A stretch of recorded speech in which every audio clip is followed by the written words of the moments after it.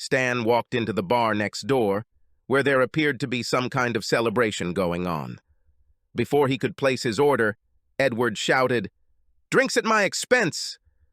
A loud roar of excitement rang out throughout the bar, delaying the time it took for Stan to get his drink. After a while, he approached Edward. "Thanks for the drink, buddy. Do you mind if I ask what the occasion is?"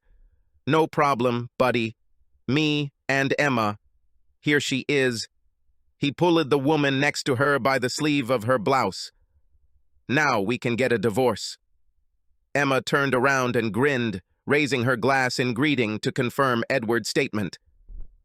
"Wait, I don't understand something." Stan wrinkled his brow.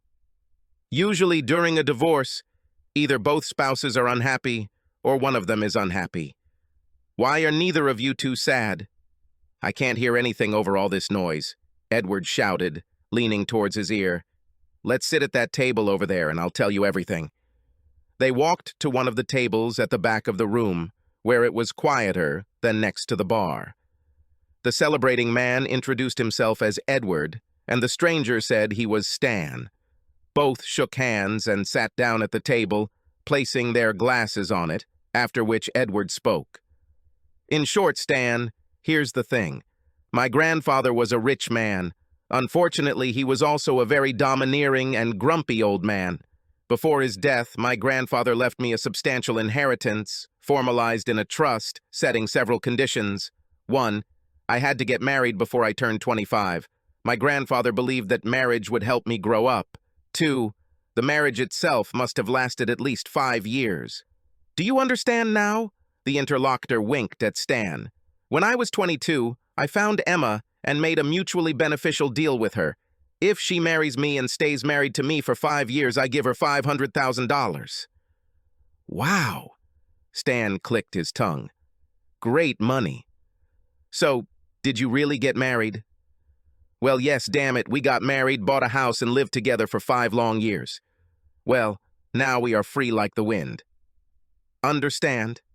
Listen, during these 5 years, did love arise between you, or was it just sex?" "Well, the whole point is that our house was a 2-flat house. I lived on one side of a duplex 1 and had various girlfriends who lived with me for 5 years. Emma had another side where she mostly lived with her boyfriend. There were a couple of times when we were both alone, and then we had sex just like that. In fact, she's not that bad in bed." "So you inherited a lot of money and now you're paying Emma off?" Stan asked, taking a sip of beer and looking at his counterpart over the rim of the glass. "That's right, buddy." Edward smiled broadly, spreading his arms to the sides. "I don't understand how this is possible." Stan raised his eyebrow, putting his glass on the table. "What is this?" "What do you mean?" "Well, as far as I know, most of these trusts have a fraud clause." "Fraud clause?" Ed drawled. "Well, yes, something like that. If the recipient of the trust entered into a fictitious marriage in order to get his share, then the agreement becomes invalid." "Seriously?" I don't think there's such a clause in my trust." Edward frowned, somewhat deflated, his eyes darting uncertainty from side to side.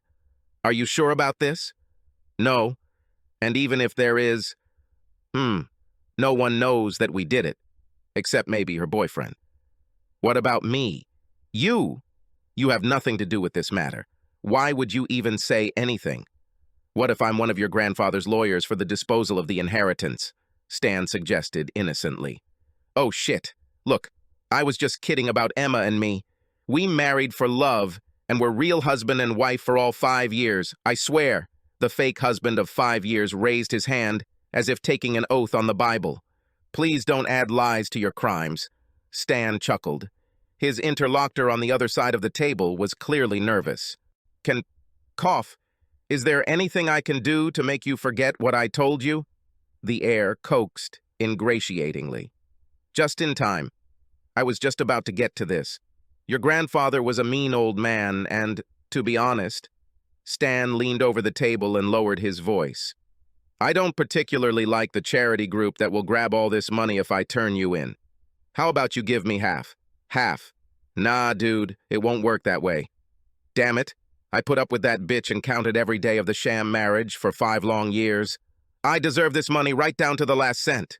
Edward's face turned purple with indignation at the mere thought that the money that had not yet been received had already begun to float out of his hands. Oh, okay then, look for yourself, either half or a donut hole. With these words, Stan stretched, cracked his shoulders, and stood up to leave. Wait a minute. Hey, wait a minute. Well, okay, how about 40% for you? That's great. Stan grinned. I don't like to chat in vain and bargain for a long time.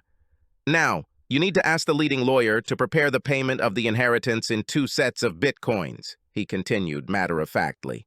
One for 60% of the total amount, and the other for 40. You give me, without looking, the code to access 40% of the bitcoins, and we part amicably like ships at sea. Okay, Edward squeezed out dejectedly, as if all the festive air had been let out of him. At the reading of the will, the team's lead attorney read the provisions of the trust. He solemnly declared that the grandson had fulfilled all the conditions of the will and would receive the agreed amount in bitcoins, as he had requested. Documents with a conditional account code were handed over to Edward. After completing all the formalities, Edward gave the Bitcoin account number for 40% of the amount to the lawyer, who then immediately left. The chief lawyer approached his not-too-joyful grandson. "Congratulations, guy. I hope you use this money wisely," he said, shaking Edward's hand. "Thank you," he muttered with a rather sour expression on his face. "Can I ask you one thing?" "Of course, what about?" "Who is the man sitting next to our junior paralegal?" "So, this is one of your lawyers, isn't it?" "Ours? I've never seen him before." Subscribe to our channel so that your second chaff doesn't cheat on you, and go ahead and listen to the next story, because this story is nothing compared to the next one. If you're under 18, don't even think about listening to the next one.